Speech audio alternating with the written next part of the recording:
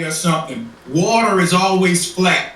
No matter where you go on this earth, water is flat. It'll never hold the shape of a ball. You can put water in a balloon, it'll hold the shape of a ball, but it's just conforming to the medium that it's in.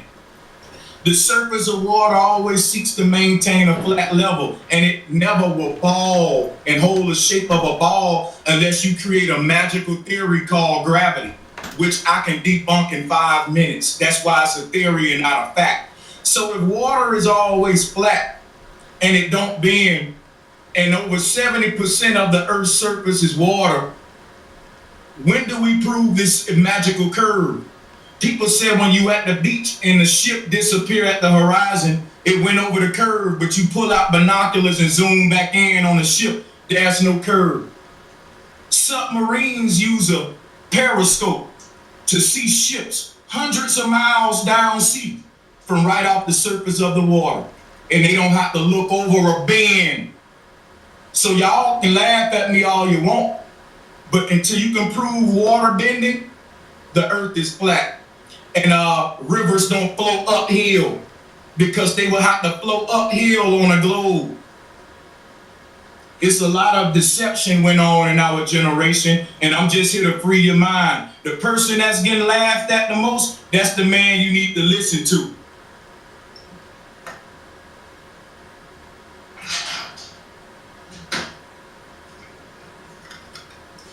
If we in a backwards world today and everything backwards, they told you you live on a globe. Hey, Sonetta, we still rolling? We waiting still rolling, brother. The people see you. You dropping your science. Go ahead. Okay, you know what? Well, since we waiting on him, let me go ahead and screen share in. Look like I got a little time to wait on him. Let me screen share for a minute. So I'm pretty sure you can see my screen, right, sir? Yes, I see your screen. All right. So let me just show people something. I got a couple pictures. Can y'all see this? Can you see this, sir? Brother, we see it. I see it. Gotcha. So this is what Jabari was just showing. He showed you Nut bent over with a circle in the middle of her, and he showed you 3 spherical objects above her. This the same thing I'm showing you here on the left. It's the Masonic cosmology. That arch will be Nut.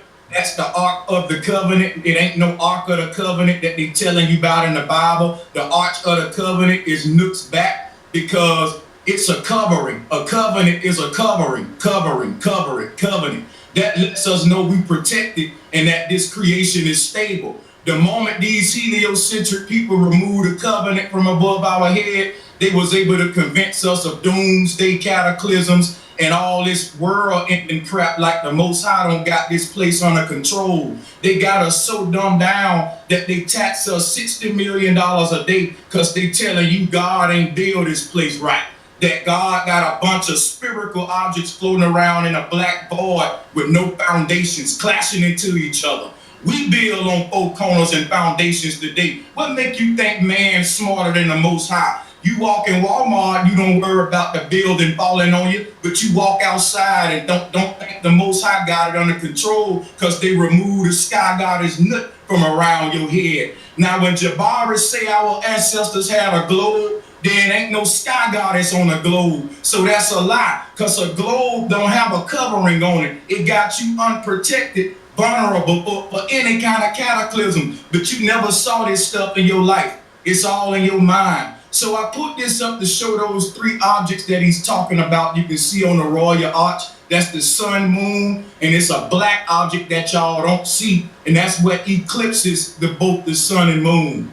So you got sun, moon, and black hole sun, which would be the serpent in the middle of the yin-yang, or Adam and Eve and the serpent. But that's when you deal with mythology. If you want to just deal with science, think about this.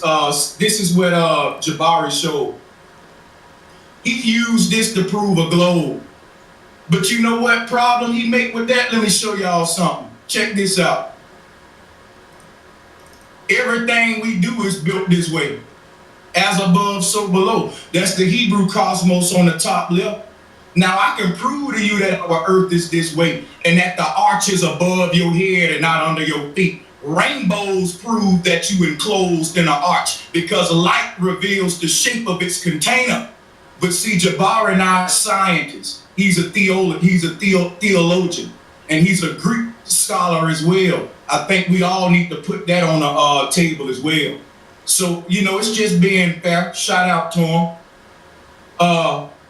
One thing we want to keep in mind since I got this open, Sarnetta, is you can't find me a real picture of the earth. Think about it. We won't even be having this debate. If somebody showed me a real picture of the earth, I'll say it's a spirit. Show me a real picture of the earth, I'll say it's a spirit. But the thing about it, why we know that the earth is flat, is because water don't bend, and on a globe, water will have to flow uphill. Think about this one too.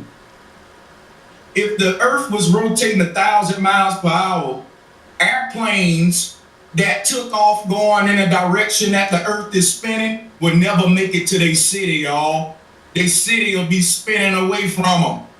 If an airplane going 600 miles per hour and the earth spinning 1,000 miles per hour, then the airplane needs to add 1,000 miles per hour just to get through its city. In other words, the airplane should be able to just hover off of the ground and let the earth keep spinning, and then it can just land on its city when it get up under it.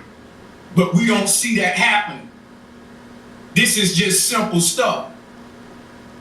And just to show you something else too about our ancestors that y'all need to know what Jabari ain't showing you, let me go to my little,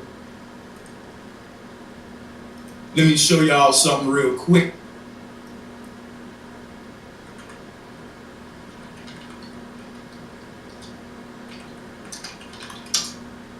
So if you look at what the ancestors was showing us in Kemet right here, a lot of people think that's sun worship, but this is not sun worship. And our ancestors was not worshiping the sun on this picture. I want y'all to pay attention to this picture.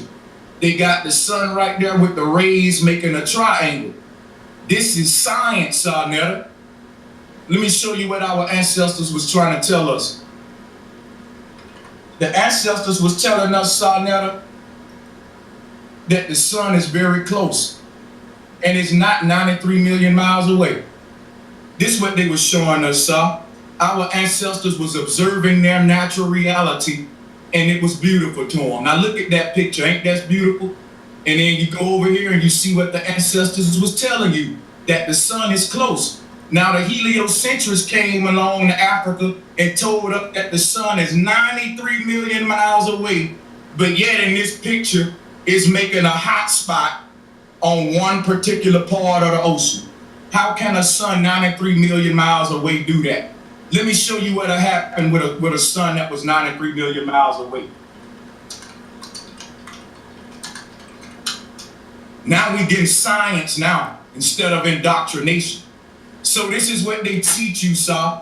They teach you sun rays enter the earth and they hit the earth evenly, parallel, and they light up one side of the earth. And they say the moon is on the other side. But guess what though, sir? If that's the case, watch this. If that's the case, how are we able to see the sun and moon out at the same time? You wake up in the morning, you look outside, you see the sun and you see the moon. That wouldn't be possible on a globe, y'all. Somebody will be missing a damn moon on the other side of their globe. Look, this how that would look on a globe. Sun and moon out at the same time. That mean at the bottom of the globe or the sides, people gonna look up and see nothing in the sky. People, that don't happen.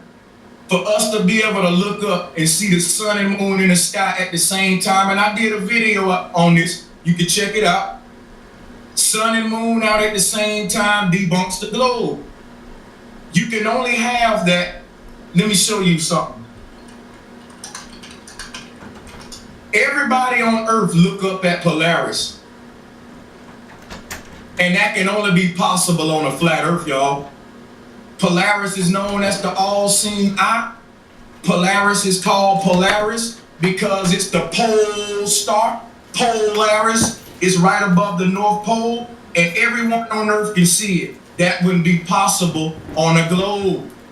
We only have one pole star, not two. So think about what I'm telling you here. The fact that everyone can look up and see the sky like this, Sarnetta, is show you why the Muslim mosque is built this way. As above, so below. The Muslims build a mosque this way. So that arch is the roof. That's what encloses and protects us. And we ain't no smarter than the Most High.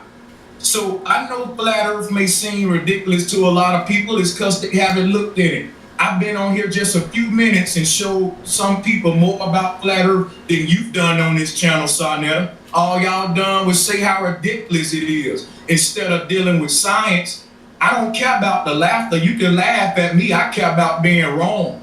All right, I'll be right and you laughing at me because I don't care about consensus. I know what the ancestors was telling me when they showed me these corpuscular rays and I look at the ancestors. They showing me that the sun is close. And I'm gonna prove my point right here. And I'll give you something else to look at so you can see how sun rays work on a flat earth. So basically, just the fact that we have triangulation from the sun shows it's not 93 million miles away. And you can trace those rays right back up to the sun, Sarnetta. In fact, I can show you video footage right now of pilots flying above the sunset. Real talk. So this is a good example of the difference of sun rays, how they would behave on a globe with the sun 93 million miles away as opposed to the flat earth. You know, if you got a flashlight, for example, let me show you something. If you got this lamp on the wall and you look at the light, you see how the light make a triangle? That means that this is a close local, this is called local lighting supplies because it's meant to light local areas. The sun and moon are local light objects. It's not a big ball of fire 93 million miles away. It's a very close light being right within our atmosphere, and it's not fire, it's pure light. And it triangulates because it's close to us. You can't trace those rays to a sun that's 93 million miles away. They're showing you this in this experiment here. So if to the left on a flat earth with a close sun, we would see sun rays make triangulation. And the further away you move the sun, you won't see triangulation. It'll just be all parallel. And you could do this experiment in your own house. Take a flashlight and hold it up to the floor and raise it up slowly. You will see that the triangle will get wider and wider until eventually there is no triangle. You know, it's just parallel rays from that perspective on the floor. So I'm giving you science. In fact, I'll give you etymology. Let's pull up comedic cosmology. First of all, if you Google comedic cosmology, guess what you'll find, y'all? Brother Sanchez. All this is my work. And I don't get all the credit for being a comedic scholar. I get laughed at for teaching what the truth about Nut and Gale. It's not a solar system. Now the three objects that he put up, you can see them in this object. You see one dude on a boat, that's sun. One dude on a boat with the object, that's that spherical object, that's moon. And in the middle is the great mother, or the darkness, the great womb. That's what eclipses them both and calls the moon phases. Now, Sarnetta, check this out though. Check this, this gonna really blow y'all mind. Let me get some out for you real quick. So this flat earth cosmos, here's a Hebrew cosmos to my Hebrew Israelites out there. Y'all got to be flat earthers, Hebrew Israelites, because a rapture can't happen on a globe. How can every eye look up and see Jesus on a globe? Now, I don't believe in Jesus. I'm just giving them something to think about. Hold up a minute. I'm getting a lot of stuff out too. So think about that, Hebrew Israelites.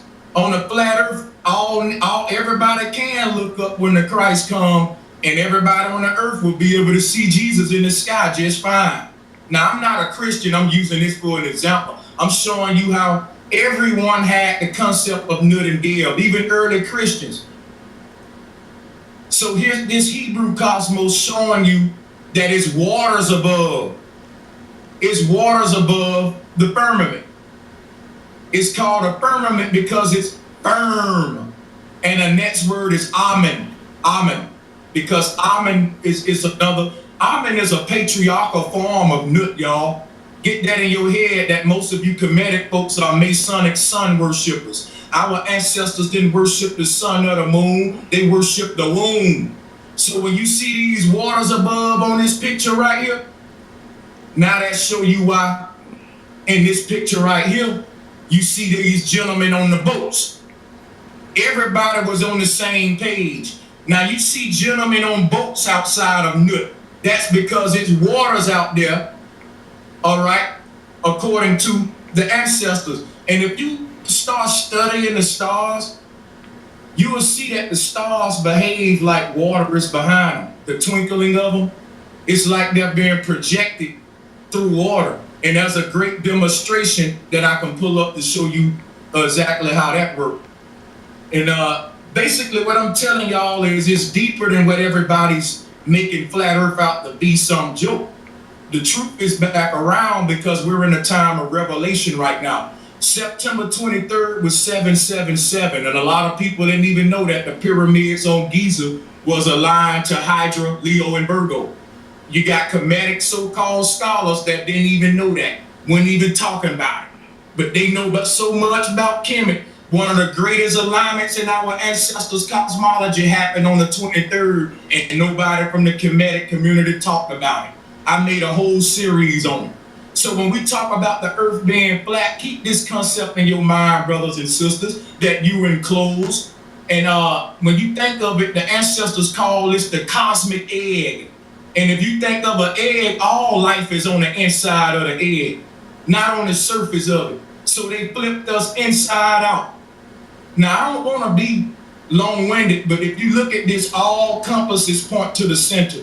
South is all around you. It's a 360-degree ice ring that's all around you. That's the south ring. And when you think of the word south, it has the word out in it, out of bounds, like a football field, surrounded by four corners, 360 degrees. This is what our earth is. Now, obviously, there's so much more I can teach because I got hours and hours of extensive videos. This stuff gets intricate and it's interesting, but I don't want to be too long-winded. I think I gave people a general concept of what the flat earth is. You can laugh at it and be a fool if you want, but I challenge you to just research it unbiasedly. You know, when you was born, they gave you the globe, the Bible, and all that stuff, and you didn't question all of it. You questioned the Bible, and you ended up over here on Sinetta, just like me.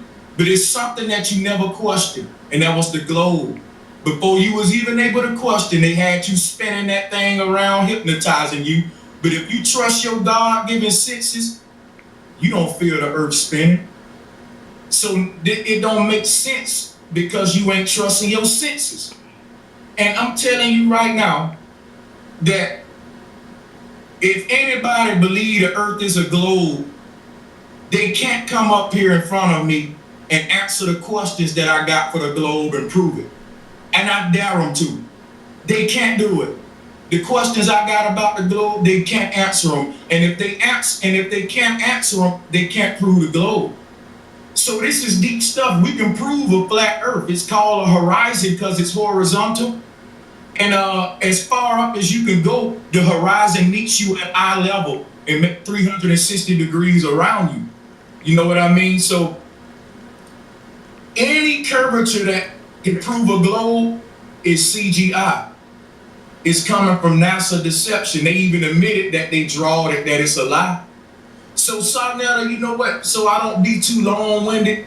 What questions you may have about flat earth? because I got questions about the globe for globalists. And it's the questions that's going to make the globalists think. Not necessarily the answers, the questions that's going to make them question this globe concept. All right, Brother Sanchez, you hear me? I hear you. Can you mute your mic? Mute your mic now. I need you to mute your mic. All right, let me get back to the right screen what I was on. Notice Brother Jabari didn't say one word. Jabari was patient. He sat there, he listened to you. We need you to mute your mic. I'll mute it for you. I got it. I'll mute your mic for you. Now we're going to bring in Brother Jabari. But family, before I bring in Brother Jabari, give your brother Sarnetta some likes. Thumb the video up so the family can find the video. We got over 1,000 people in the chat room. Let's thumb it up, family. Run these haters out of here. I appreciate it. Thank y'all very much. Now we're going to bring on our brother. Yo, brother. Brother Jabari. Let's go, Jabari. It's on you. Unmute yourself and let's talk about it. Can you hear me, Brother Sarnetta? I hear you loud and clear. Let's go. And you see me as well. I see you, brother. Clear as day. Let's Good. I want to begin by saying to Brother Sanchez that he got a little upset a moment ago, and I want him to understand. I'm going to challenge your information. There's no disrespect to me challenging your information. You shouldn't feel insulted if I challenge your information. That's what scholars do. If you want to challenge my information, go ahead at it. He then, even though he thought he wasn't going to be, he said yesterday he wouldn't be personal. Then he started talking about me being a member of Alpha Phi Alpha. Family, if you look at my bio, if you look in the room that you're in, you will see that I'm a member of Alpha Phi Alpha. I have no issue with that. I'm not Greek. I'm an African. And you need to understand that. Do I belong to a Greek letter organization? Yes, I do. By the way, if you're going to insult people who are members of Alpha Phi Alpha, you need to insult Anthony Browder. You need to insult Charles Finch. You need to insult Asar Imhotep. You need to insult Brother Sanchez. We are all members of Alpha Phi Alpha. And one of the reasons why we became members of Alpha Phi Alpha is because that organization has had a connection and interest to ancient Kemet since its inception. That's one of the reasons why we were interested in it. So let's just demystify that. I have no embarrassment for being part of that organization. But family, you know that I am a Comedic scholar. I have actually taken more, with the African Genesis Institute, I have taken more than 3,000 people to see the artifacts in Kemet. I have actually been to Kemet 14 times. You've heard this, somebody in the chat room was saying, I've heard this already. I know you have, but it sounds almost like Brother Sanchez is not familiar with me.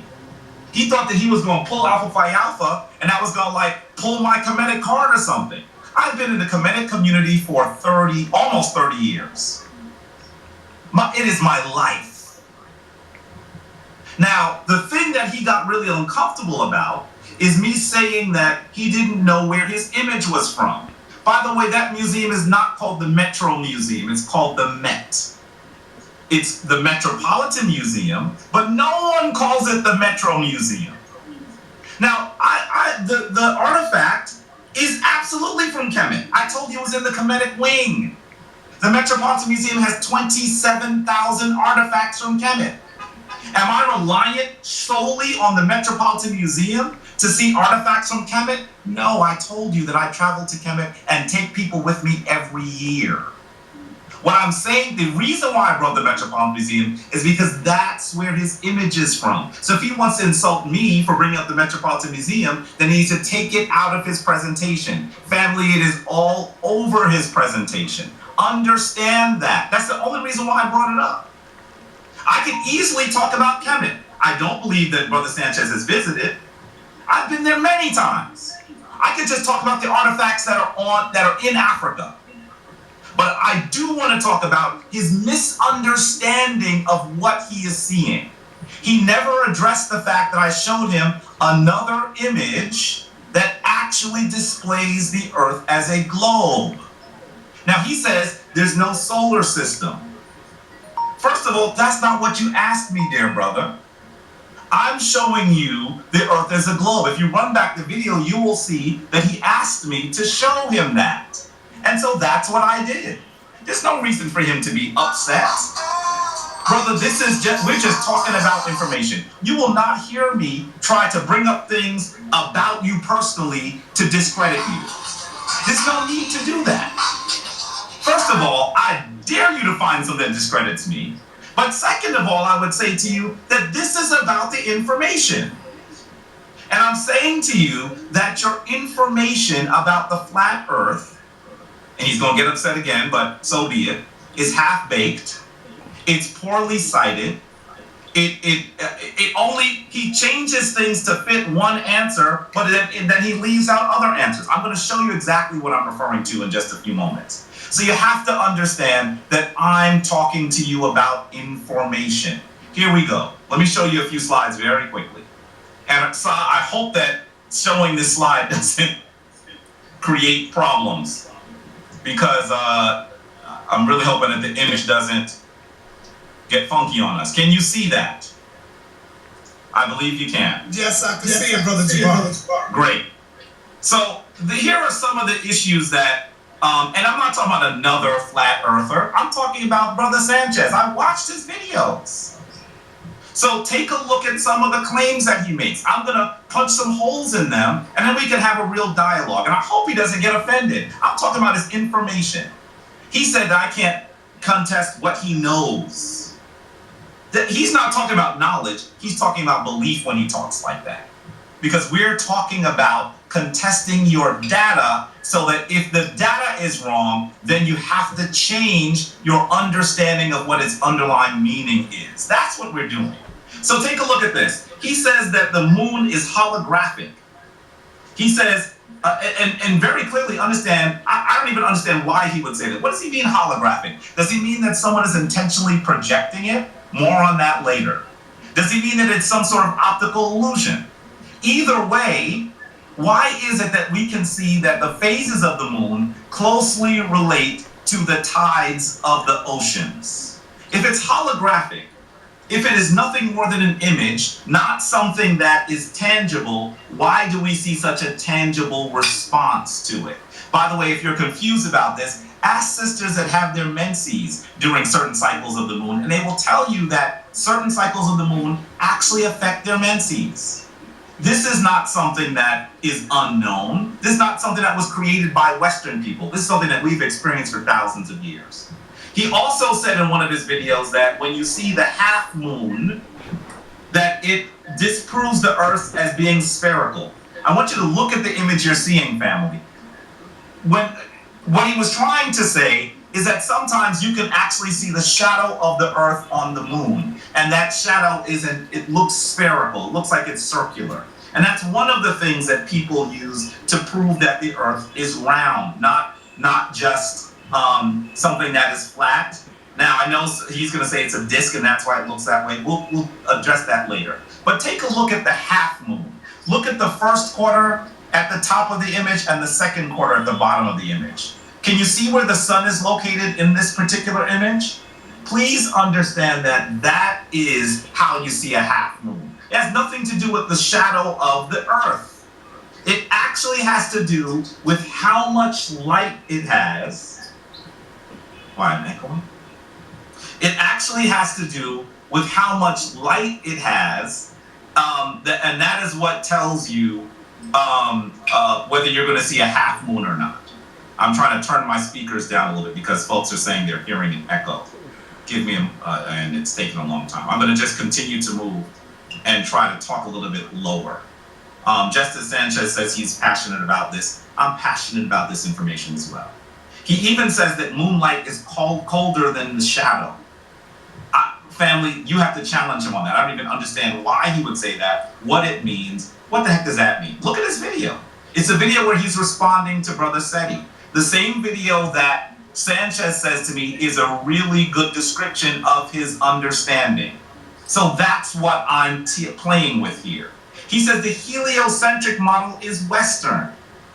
How can that be Western when your African ancestors showed so much respect for the sun? In fact, some people who don't understand ancient Kemet even say that we are sun worshipers. But you know that the sun is a major portion of comedic